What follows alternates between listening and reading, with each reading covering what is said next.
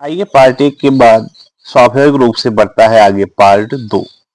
यानी शुरुआती आपने समझा क्या कि टीईटी क्या है ना? टीईटी का फुल फॉर्म क्या है?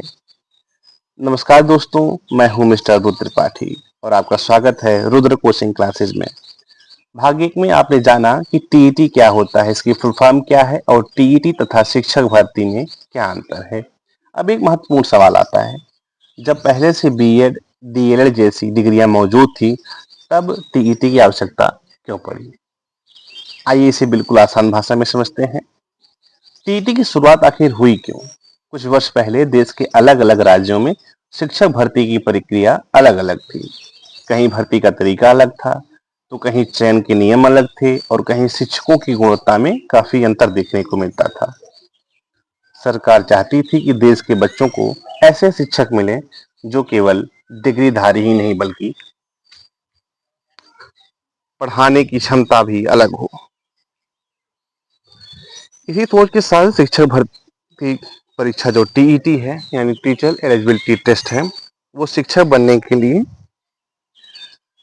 क्या किया उसने, बहुत ही एक अलग नियम ले आया। उसने एक परीक्षा कराई और उस परीक्षा में जो भी अभ्यर्थी पास होते हैं उसके बाद की आगे की जो प्रक्रिया होती है वो कराई गई। ठीक है, आइए देखते हैं कि टीईटी का मुख्य उद्देश्य क्या है। देखो, टीईटी का उद्देश्य केवल परीक्षा लेना नहीं है, इसके कई महत्वपूर्ण उद्देश्य हैं। जैसे योग्य शिक्षकों का चयन होना, बच्चों की नींव मजबूत करने के लिए योग्य शिक्षक आवश्यक हैं। टीईटी यह सुनिश्चित करने का प्रयास करता है कि शिक्षक बनने वाला उम्मीदवार आवश्यक शैक्षणिक समझ रखता है या नहीं। अब आपके मन में एक सवाल और आएगा कि शिक्षा की गुणवत्ता कैसे बढ़ाई जाए। एक अच्छा शिक्षक केवल किताब नहीं पढ़ाता, वह बच्चों को समझाता है, उनको प्रेरित करता है और सही दिशा में ज्ञान भी देता है, उन्हें सही दिशा में ले जाता है। यह एक अच्छे शिक्षक की पहचान होती है। इसीलिए टीईटी में केवल विषय ज्ञान ही नहीं बल्कि बाल विकास एवं शिक्षा शास्त्र, चाइल्ड डेवलपमेंट पेडोलॉजी जैसे विषय भी शामिल किए जाते हैं। पूरे देश में एक न्यूनतम मानक बनाना, जैसे मान लीजिए दो अलग अलग राज्यों के दो उम्मीदवार हैं और दोनों की पढ़ाई अलग अलग संस्थानों से हुई है। ऐसी स्थिति में टीईटी एक सामान्य मानक प्रदान करता है जिससे यह परखा जा सके कि दोनों में शिक्षक बनने की आवश्यक क्षमता है या नहीं है। क्या केवल डिग्री काफी है? मान लीजिए दो छात्रों ने बीएड किया। पहला छात्र बच्चों को सरल भाषा में समझा सकता है, दूसरा छात्र विषय तो जानता है लेकिन उसे पढ़ाने की कला नहीं आती। अब यदि दोनों को बिना किसी पात्रता परीक्षा के शिक्षक बना दिया जाए तो बच्चों की पढ़ाई पर क्या प्रभाव पड़ेगा?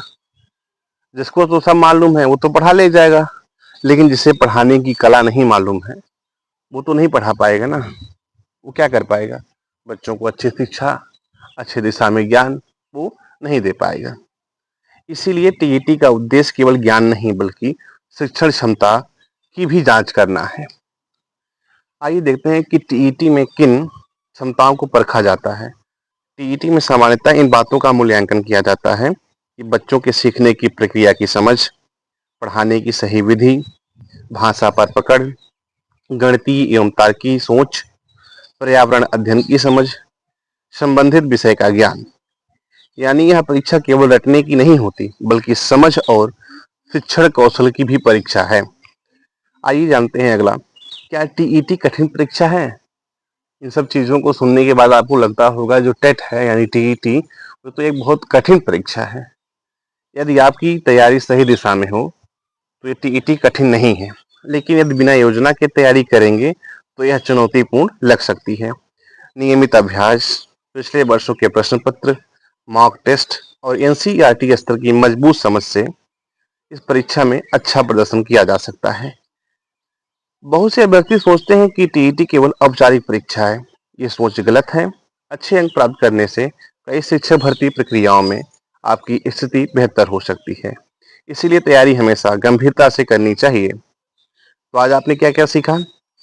आज आपने जाना टीईटी क्यों शुरू किया गया, टीईटी का मुख्य उद्देश्य क्या है, क्या केवल डिग्री प्राप्त करने से ही शिक्षक बन जाते हैं, टीईटी में किन क्षमताओं का मूल्यांकन होता है, और सही तैयारी से टीईटी पास किया जा सकता है।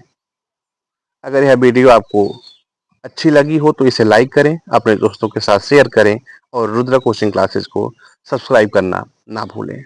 मैं हूं मिस्टर रुद्र त्रिपाठी और मिलते हैं आपसे अगले भाग में। धन्यवाद। जय हिंद।